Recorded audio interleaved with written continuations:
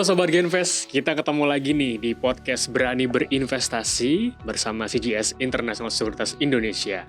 Kali ini bersama saya Andrian dan pastinya saya nggak sendirian di sini, sudah ditemani oleh rekan saya. Di sini ada Joanne ya. Kita sapa dulu mungkin ya. Halo Joanne. Halo. Apa kabar Joanne? Baik, gimana kabarnya? Kabar baik juga. Nah kali ini aku dan Joanne kita akan ngebahas emiten-emiten sektor properti ya. Iya. Yang kelihatannya nih valuasinya mungkin udah mulai agak murah nih. Nah, biar nggak penasaran kita langsung kulik aja mungkin ya. Tapi untuk yang pertama kita bahas dulu Joanne, bagaimana nih kinerja dari emiten-emiten sektor properti ini di Q1 ini. Siapa nih yang paling unggul so far? Oke, mungkin secara keseluruhan sektor kinerja emiten sektor properti pada first Q 2024 itu membukukan hasil yang cukup baik. Oke. Mempertimbangkan adanya pemilihan presiden pada awal tahun, di mana adanya pemilu presiden ini dapat menjadi salah satu faktor ketika ada orang yang ingin membeli properti. Pada awal bulan Mei ini kami juga bertemu dengan salah satu konsultan properti di Jakarta yaitu JLL.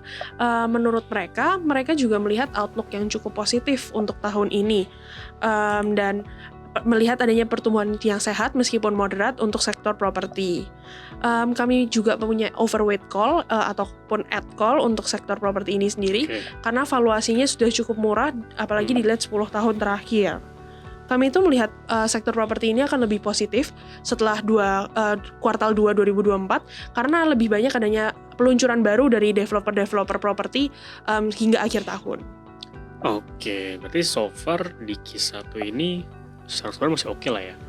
So far masih oke sih, apalagi mempertimbangkan ya itu tadi adanya pemilu presiden kan mungkin orang yang awalnya mau beli properti kayak lihat dulu deh setelah pemilu hasilnya gimana. Yes. Nah, dari sisi supply-nya pun developer ini mulai gencerin peluncuran produk baru atau klaster baru setelah 2Q 2024 juga.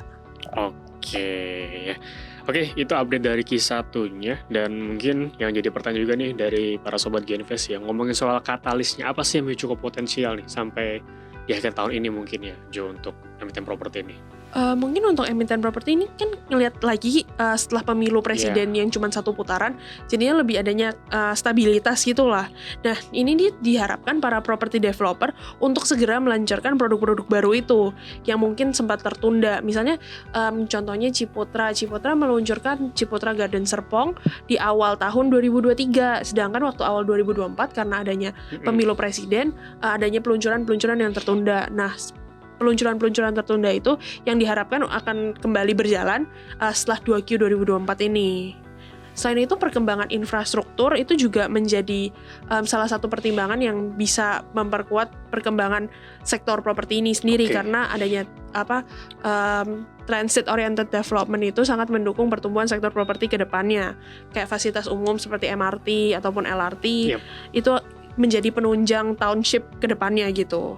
Jelas. Terutama untuk perumahan. Oke, karena itu pasti akan menjadi pertimbangan utama seorang ya sebelum beli properti ya untuk kebutuhan mobilitas pastinya. Nah, kemudian untuk emiten-emiten retail properti itu gimana, John, outlook-nya? Untuk properti retail tuh seperti mall, dari diskusi kita dengan JLL kemarin sih, mereka melihat adanya rent growth di sektor dari mall-mall yang high end ataupun middle up. Jadinya untuk mall-mall yang untuk kelas middle up ini, mereka melihat adanya rent growth yang positif. Nah, untuk mall sendiri mungkin emiten yang paling cocok ini Pakuwon. Karena Pakuwon sendiri 78% pendapatan pada kuartal pertama itu datang dari recurring income ataupun seperti biaya-biaya sewa ini. Nah, kami melihat dengan adanya Pakuwon Mall Bekasi yang akan segera luncur pada akhir tahun 2024 ini, dan ekspansi mall Kota Kasablanka, Gandaria City, lalu ada Pakuwon Mall yang di Surabaya, Pakuwon City Mall. Pakuwon ini juga punya rencana pembangunan di Semarang dan di Batam, itu menjadi prospek yang menarik untuk Pakuwon. Kalau dari analisa kita sendiri, Pakuwon itu dengan adanya perkembangan mall ini dan mall-mall baru dapat meningkatkan net leasable area ataupun kayak luasan area yang bisa disewakan sebesar 39% dan punya prospek untuk melipat gandakan profitnya sebesar 2 kali lipat dalam 5 tahun. Jangka panjangnya cukup bagus gitu prospeknya untuk Pakuwon. Oke, menarik juga ya untuk retail properti ya. Iya, mempertimbangkan valuasinya juga cukup murah. Yes, benar banget. udah di-spill tuh saya sama Kak Joan ya teman-teman ya. Oke, next question nih. Mungkin kalau ngomong properti biasanya juga kita sebut soal marketing salesnya nih, Joan.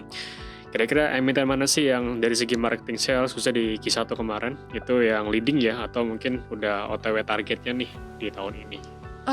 Ada dua sih, ada BSDE dan Sumarekon. Oke. Untuk BSDE sendiri hasilnya cukup baik, di mana dia juga sudah ngeluncurin 2 klaster baru di Grand Wisata dan di BSD City, dan ada peluncuran 2 klaster baru lagi di BSD City pada kuartal 2 2024. Kalau Sumarekon ya hasilnya cukup lambat sih pada first Q 2024, mempertimbangkan adanya pemilu. Nah, tapi dengan hasil yang cukup lambat ini, pre-sales dari Sumarekon ini mayoritas datang dari inventory mereka yang dapat mendapatkan insentif PPN tersebut. Nah, kalau Sumarekon sendiri, proyek yang paling laku ada di Bekasi dan di Karawang, di mana hasil pre-salesnya itu melebihi dari perkiraan perusahaan sendiri.